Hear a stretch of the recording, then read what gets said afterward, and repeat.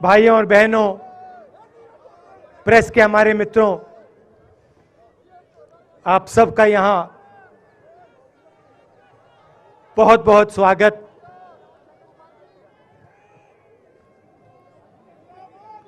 आप आज यहां बर्फ में खड़े हैं, मगर आप में से किसी को सर्दी नहीं लग रही है। आप बारिश में खड़े हुए, कोई भीगा नहीं। गर्मी में आपको गर्मी नहीं लगी, सर्दी में आपको सर्दी नहीं लग रही है, क्योंकि देश की शक्ति आपके साथ है।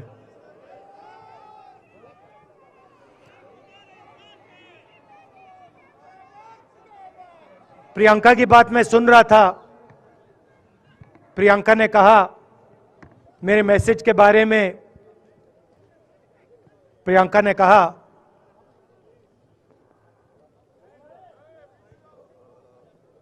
नॉर्मली होता नहीं है, मगर मेरे आंख में आंसू आए।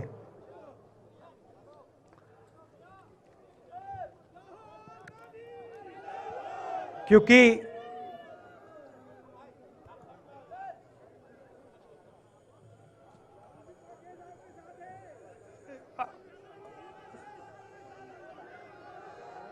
मैं कन्याकुमारी से चला, शुरुआत की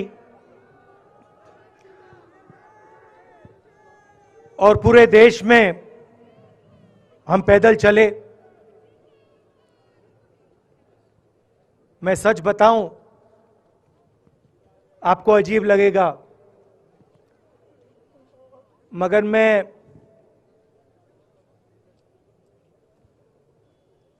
बहुत सालों के लिए हर रोज 8-10 किलोमीटर दौड़ता हूं। तो मैंने सोचा था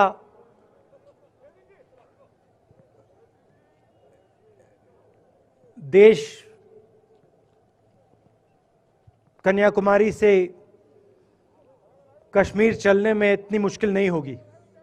मेरे दिल में था कि आसान होगा।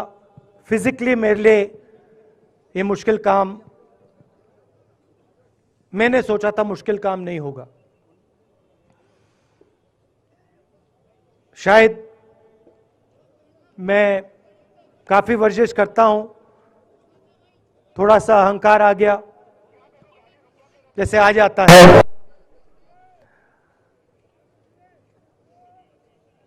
मगर फिर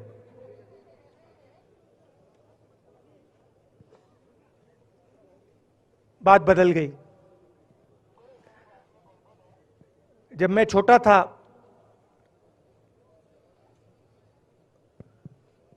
फुटबॉल खेलता था,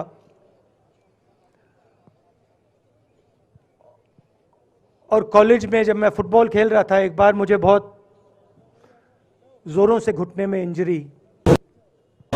इंजरी हुई थी।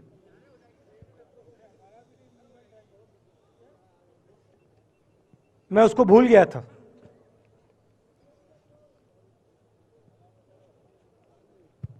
घुटने में दर्द नहीं होता था, भूल गया था उसको।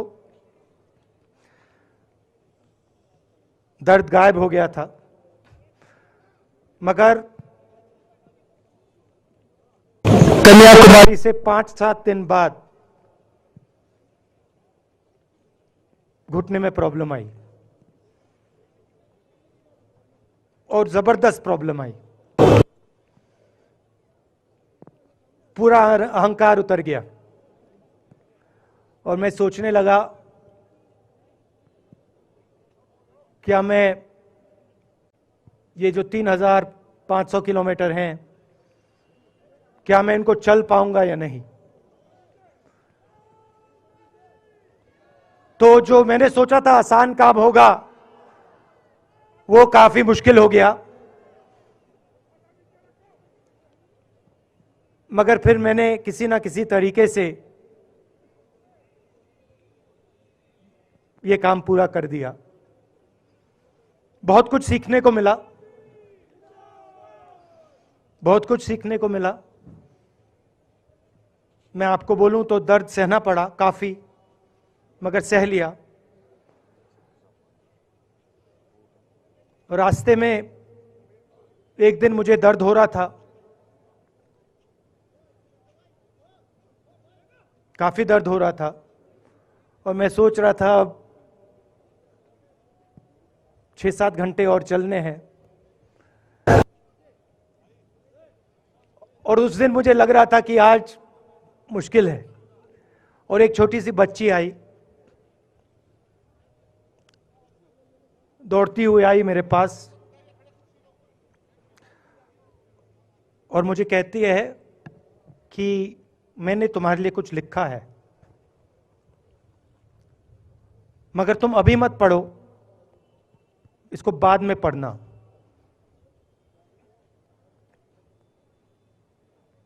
और फिर वो मुझे गले लग के भाग गई। फिर मैंने सोचा अब पढ़ता हूं क्या लिखा है।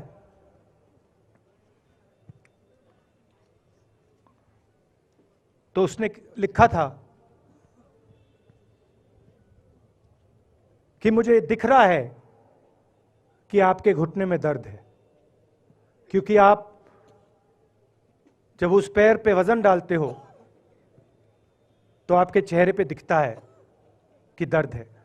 मगर मैं आपको बताना चाहती हूं कि मैं आपके साथ कन्याकुमारी नहीं चल सकती हूं, क्योंकि मेरे माता पिता नहीं चलने दे रहे हैं, मगर मैं दिल में आपके साथ, आपके साइड में चल रही हूं, क्योंकि मैं जानती हूं कि आप अपने लिए नहीं चल रहे हो, आप मेरे लिए चल रहे हो, और आप मेरे भविष्य के लिए चल रहे हो। और उसी सेकंड में, पता नहीं अजीब सी बात है, उसी सेकंड मेरा दर्द उस दिन के लिए गायब हो गया। दूसरी बात, मैं चल रहा था और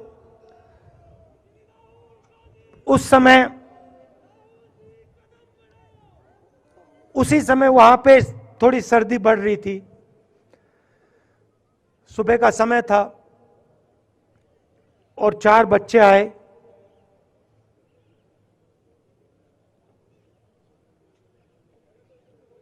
पता नहीं कहना चाहिए या नहीं।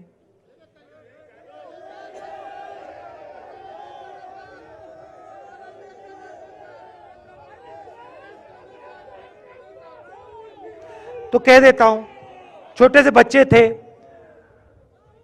भिखारी थे, भीख मांगते थे, और मेरे पास आए। कपड़े नहीं थे, मैंने देखा, शायद मजदूरी भी करते थे तो थोड़ी मट्टी थी उन पे। खैर, मैं ये चीजें देखता नहीं हूं, तो मैं उनके साथ गले लगा, घुटनों पे गया, ऐसे उनको पकड़ा मैंने, क्योंकि मैं उनकी लेवल पे रहना चाहता था। और फिर, नहीं सुनिए, मैं ये बात कहना नहीं चाह रहा था, मगर कह दूंगा। तो उनको ठंड लग रही थी, वो कांप रहे थे, शायद उनको खाना नहीं मिला था, छोटे बच्चे मजदूरी कर रहे थे।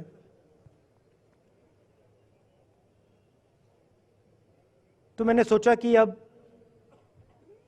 अगर ये स्वेटर नहीं पहनते हैं, अगर ये जैकेट नहीं पहन रहे हैं, तो मुझे भी नहीं पहनना चाहिए। मगर मैं झिझका क्यों आपको बताना चाहता हूं, मैं झिझका क्यों आपको बताना चाहता हूं। जब मैंने ये खत्म किया, मैं चल रहा था, तो हमारे साथ एक व्यक्ति थे, उन्होंने मेरे कान में बोला, राहुल जी, ये बच्चे गंदे हैं, इनके पास आपको ऐसे जाना नहीं चाहिए। तो मैंने उनसे कहा, वो आपसे और मुझसे दोनों से साफ हैं,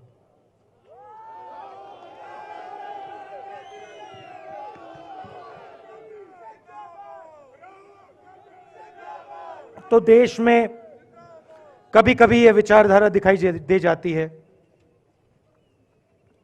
दूसरी बात आपको बता देता हूं, शायद लोगों को अच्छी ना लगे। जब मैं चल रहा था, आपने देखा होगा कि बहुत सारी महिलाएं रो रही थी। आपने देखा? आपको मालूम है क्यों रो रही थी? नहीं, उसमें से बहुत सारी महिलाएं इमोशनल थी, मुझसे मिलकर रो रही थी, मगर उसमें बहुत सारी ऐसी भी महिलाएं थी जिन्होंने मुझे बोला कि उनके साथ बलात्कार हुआ है, उनको किसी ने मोलेस्ट किया है, उनके किसी रिश्तेदार ने उनको मोलेस्ट किया है।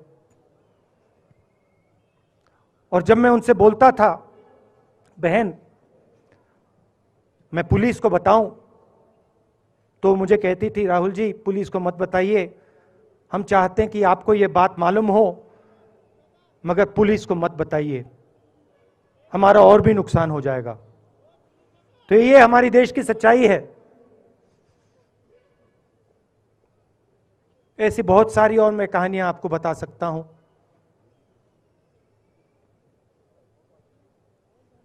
तो फिर मैं कश्मीर की ओर आ रहा था और मैं सोच रहा था कि इसी रास्ते पे मैं नीचे से ऊपर जा रहा हूं। मैं सोच रहा था कि इसी रास्ते से सालों पहले मेरे रिश्तेदार नीचे से ऊपर आए, सॉरी ऊपर से नीचे आए, कश्मीर से इलाहाबाद गंगा की ओर गए। और मुझे ऐसा लग रहा था कि मैं वापस अपने घर जा रहा हूं।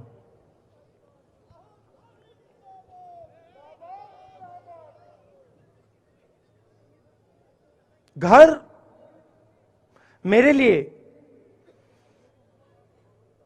जब से मैं छोटा था, मैं सरकारी घरों में रहा हूं, मेरा अपना घर नहीं है। तो मेरे लिए घर, जिसको जो स्ट्रक्चर होता है, उसको मैंने कभी घर नहीं माना। वो मेरे लिए, मैं कहीं भी रह लूं, वो एक इमारत होती है, वो घर नहीं होता है। घर मेरे लिए एक सोच है, एक जीने का तरीका है, एक सोचने का तरीका है।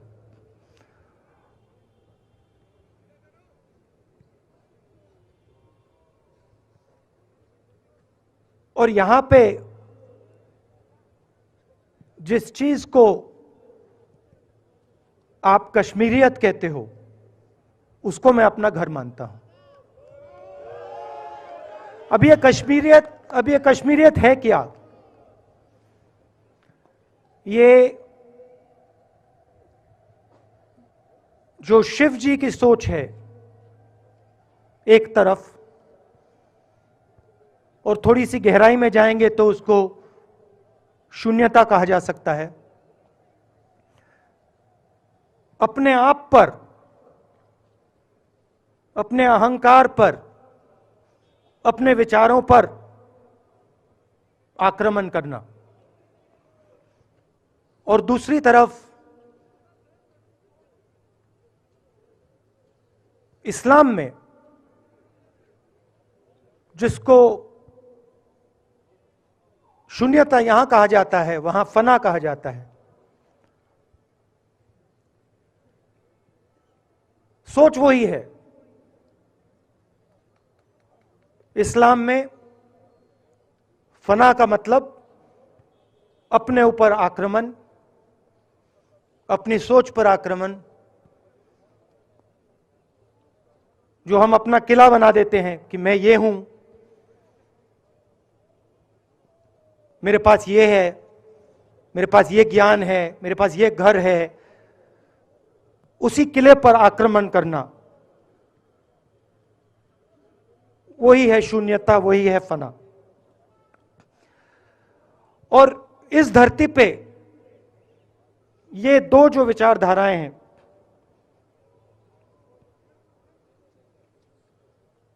इनका एक बहुत गहरा रिश्ता है और ये सालों से रिश्ता है, जिसको हम कश्मीरियत कहते हैं। यही सोच बाकी स्टेट्स में भी है। गांधी जी वैष्णव जनतों की बात करते थे, जिसको हम यहां शून्यता फना कहते हैं, उसको गुजरात में वैष्णव जनतो कहा जाता है। असम में शंकर देव जी ने भी यही बात कही। कर्नाटक से हमारे यहां जो लोग आए हैं, वहां बसवा जी ने यह बात कही। केरल में नारायण गुरु ने ये बात की। महाराष्ट्र ने ज्योतिबा फूले जी ने ये बात की। और यहां इसको हम कश्मीरियत कहते हैं। लोगों को जोड़ना और दूसरों पर आक्रमण नहीं करना, अपने आप पर आक्रमण करना, अपनी कमी देखना।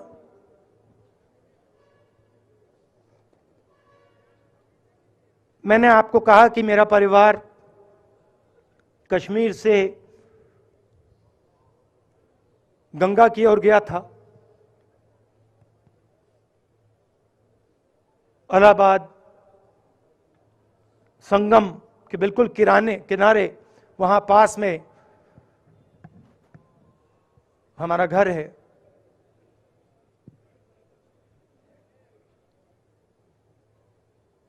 तो जब यहां से वो वहां गए, उन्होंने कश्मीरियत की जो सोच थी उसको गंगा में डाला था।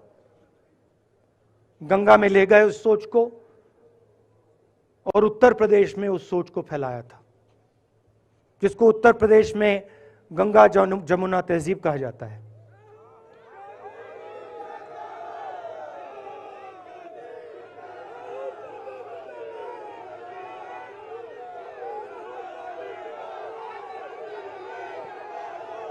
तो उन्होंने, मेरे परिवार ने छोटा सा काम, कोई बड़ा काम नहीं किया।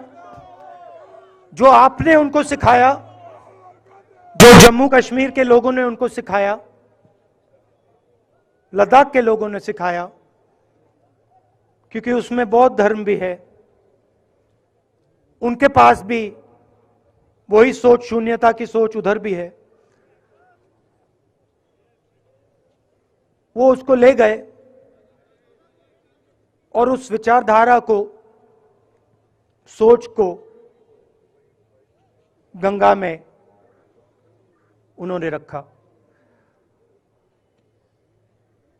तो मैं ये सोच रहा था, जब यहां आ रहा था, पैदल चल रहा था, और मुझे सिक्योरिटी वालों ने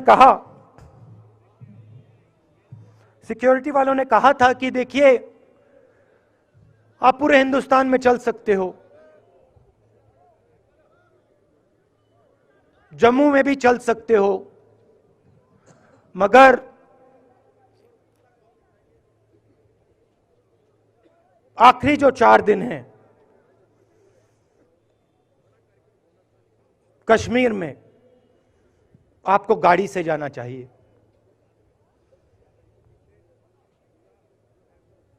वेणुगोपाल जी ने मुझे कहा पहले, और जो ऑर्गेनाइज कर रहे थे उन्होंने कहा। 3-4 दिन पहले एडमिनिस्ट्रेशन ने कहा कि देखिए, शायद डराने के लिए, कि देखिए अगर आप पैदल चलेंगे तो आपके ऊपर ग्रेनेड फेंका जाएगा। तो मैंने सोचा, नहीं सुनिए, मैंने सोचा कि ऐसे करते हैं, मैं अपने घर वापस जा रहा हूं, 4 दिन पैदल चलूंगा, अपने घर के जो लोग हैं उनके बीच में चलूंगा। और मैंने सोचा कि जो मुझसे नफरत करते हैं उनको क्यों ना मैं एक मौका दूं कि मेरी सफेद शर्ट का रंग बदल दें, लाल कर दें।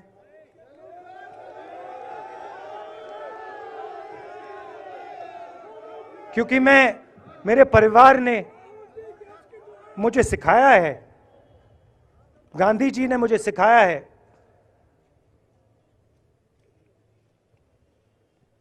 कि अगर जीना है तो डरे बिना जीना है, नहीं तो जीना नहीं है। तो मैंने मौका दिया, मैंने कहा मैं 4 दिन चलूंगा, बदल दो टी शर्ट का रंग, लाल कर दो, देखी जाएगी। मगर जो मैंने सोचा था वही हुआ। जम्मू कश्मीर के लोगों ने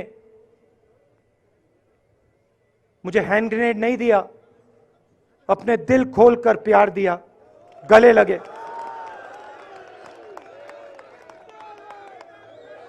और मुझे बहुत खुशी हुई कि उन सब ने मुझे अपना माना और प्यार से, बच्चों ने, बुजुर्गों ने आंसुओं से मेरा यहां स्वागत किया। मैं अब जम्मू कश्मीर के लोगों से और जो यहां हमारे सेना के लोग काम करते हैं, सीआरपीएफ के लोग काम करते हैं, उनको मैं कुछ कहना चाहता हूं। सबको, जम्मू कश्मीर के युवाओं को, बच्चों को, माताओं को, सबको, सीआरपीएफ के, बीएसएफ के, आर्मी के जवानों को, उनके परिवारों को, उनके बच्चों को मैं कहना चाहता हूं, देखिए, मैं हिंसा को समझता हूं, मैंने हिंसा सही है, देखी है। जो हिंसा नहीं सहता है, जिसने हिंसा नहीं देखी है, उसे यह बात समझ नहीं आएगी। जैसे मोदी जी हैं, अमित शाह जी हैं, आरएसएस के लोग हैं, उन्होंने हिंसा नहीं देखी है।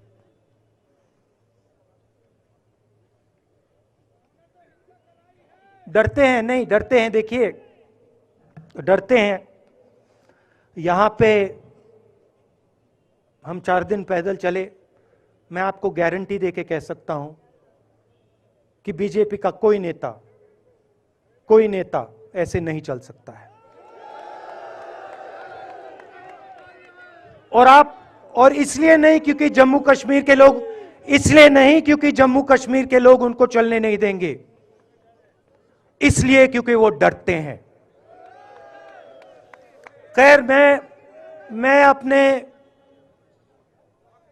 जम्मू कश्मीर के लोगों को, युवाओं को, बुजुर्गों को और आर्मी के लोगों को, सीआरपीएफ, बीएसएफ लोगों को थोड़ा सा बताना चाहता हूं।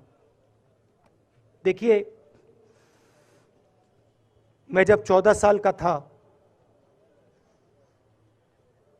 स्कूल में था, सुबह ज्योग्राफी की क्लास में था, मैं पढ़ रहा था, सामने बैठा था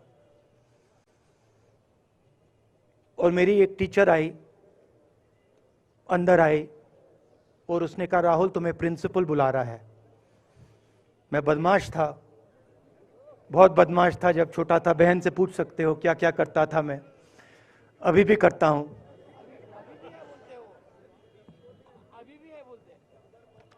मैंने सोचा प्रिंसिपल बुला रहा है, मैंने कुछ गलती की होगी, अब मार पिटेगी। वहां पे केनिंग होती थी, मैंने सोचा था अब केनिंग होगी मेरी। मगर जब मैं चल रहा था, जिस टीचर ने मुझे बुलाया, उसको देखकर मुझे कुछ अजीब सा लगा। और जब मैं प्रिंसिपल के ऑफिस पहुंचा तो प्रिंसिपल प्रिंसिपल ने कहा, राहुल तुम्हारे घर से फोन कॉल है।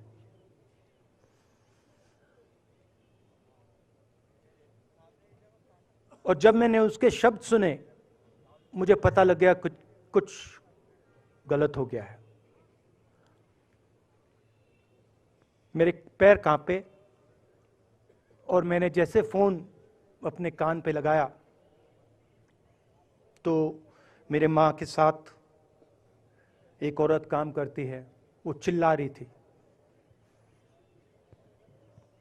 राहुल दादी को गोली मार दी, दादी को गोली मार दी, दादी को गोली मार दी। 14 साल का था।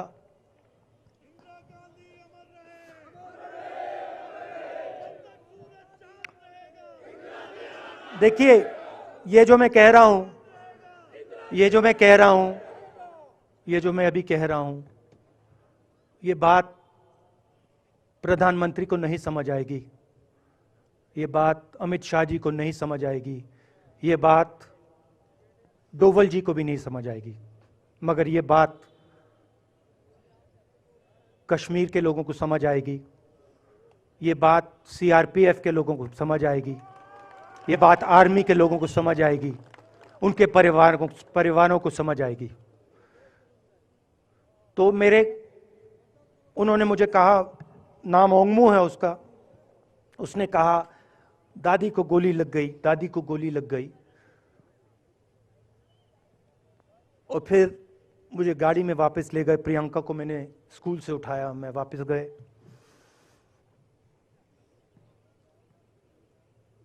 और फिर मैंने वो जगह देखी जहां मेरी दादी का खून था।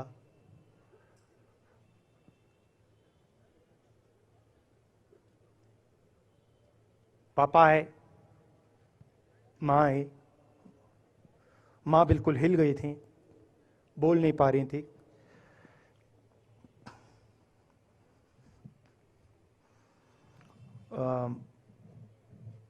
हाँ,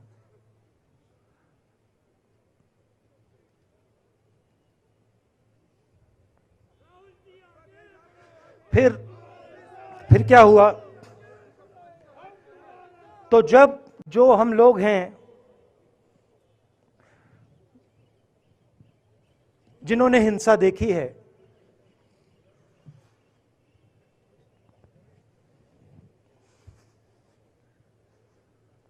ये जो है ना,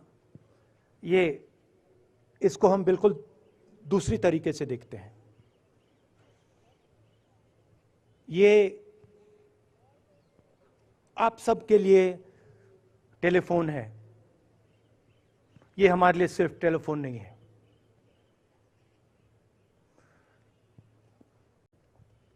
उसके बाद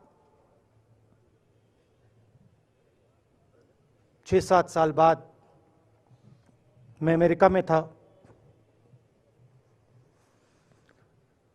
और फिर से टेलीफोन आया। 21 में टेलीफोन आया। जैसे बहुत सारे, जैसे जो पुलवामा में हमारे सैनिक मरे थे, उनके घर टेलीफोन आया होगा, हजारों कश्मीरी लोगों के घर टेलीफोन आया होगा,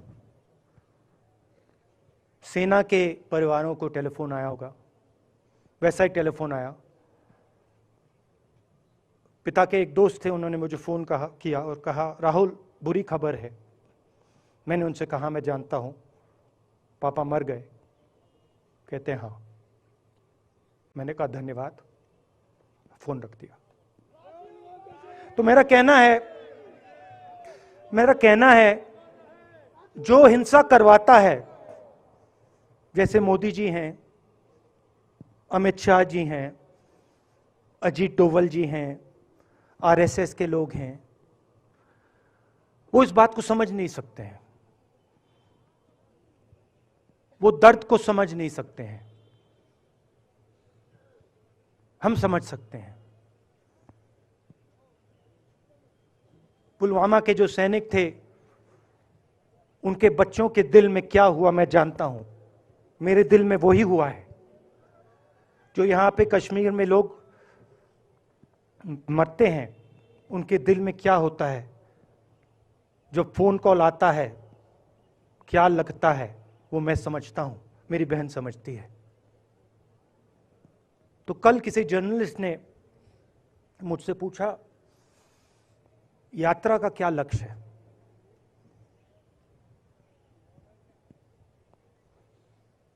कहा कि यात्रा क्या अचीव करना चाहती है, जम्मू कश्मीर में क्या अचीव करना चाहती है। मेरे उस समय दिमाग में आया, मगर मैंने कहा नहीं बोलता हूं, कल भाषण में बोलूंगा। यात्रा का लक्ष्य है कि ये जो फोन कॉल हैं, चाहे ये आर्मी के हों, चाहे सीआरपीएफ के हों, चाहे ये कश्मीर के लोगों के हो, ये फोन कॉल बंद हो जाए।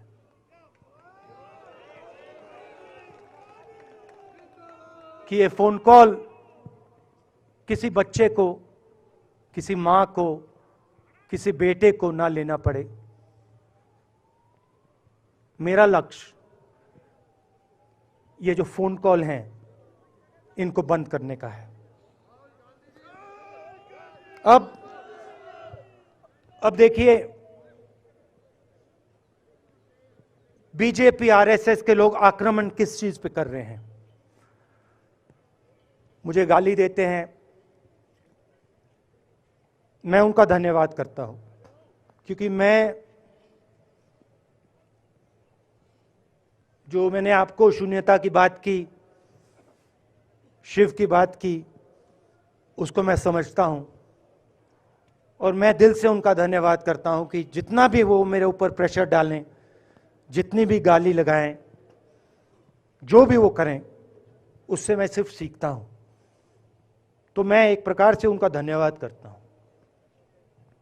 मगर जो मैंने आपको बात बोली पहले, चाहे वो कश्मीरियत है, चाहे वो वैष्णव जंतो है, चाहे वो शंकर देव जी हैं, बसवा हैं, नारायण गुरु हैं, तिरुवल्लुवर हैं, जो तमिलनाडु के बड़े पोएट हैं, फूले जी हैं, और जो कश्मीरियत हैं, ये इस विचारधारा पे आक्रमण कर रहे हैं। और ये जो विचारधाराएं हैं, ये इस देश की नींव है, इस देश की फाउंडेशन है। और आपने जो किया, जो यात्रियों ने किया, हम सब ने किया, इस विचारधारा की रक्षा के लिए किया है। मैंने ये काम अपने लिए नहीं किया, मैं ऐसा काम अपने लिए कभी कर ही नहीं सकता हूं। मैंने ये काम हमारे कांग्रेसी मित्रों को ये अच्छा ना लगे, मगर मैंने ये काम कांग्रेस पार्टी के लिए भी नहीं किया है। मैंने ये काम, और हम सब ने ये काम हिंदुस्तान की जनता के लिए किया है। और हमारी कोशिश है कि जो विचारधारा इस देश की नींव को तोड़ने की कोशिश कर रही है, जो विचारधारा इस देश की नींव को तोड़ने की कोशिश कर रही है, उसके खिलाफ हम खड़े हों, मिलकर खड़े हों, नफरत से नहीं, क्योंकि वो हमारा तरीका नहीं है, मोहब्बत से खड़े हों। मैं जानता हूं कि अगर हम मोहब्बत से खड़े होंगे, प्यार से बात रखेंगे, तो हमें सफलता मिलेगी। और उनकी जो विचारधारा है, उसको हम सिर्फ हराएंगे नहीं, मगर उस विचारधारा को हम उनके दिलों से निकाल देंगे। तो आपने, देश की जनता ने हमारा समर्थन किया। हमारी कोशिश है कि हमें, बीजेपी ने एक जीने का तरीका, राजनीतिक तरीका दिखाया है। हमारी कोशिश है कि हम एक और तरीका, जो हिंदुस्तान का तरीका है, मोहब्बत का तरीका है, वो हम देश को दिखाएं। हम देश को याद दिलाएं कि हिंदुस्तान मोहब्बत का देश है, इज्जत का देश है, भाईचारे का देश है। तो हमने जो कहा था, छोटा सा कदम लिया है, बड़ा कदम नहीं है। नफरत के बाजार में मोहब्बत की दुकान खोलने की कोशिश की, धन्यवाद। जय हिंद।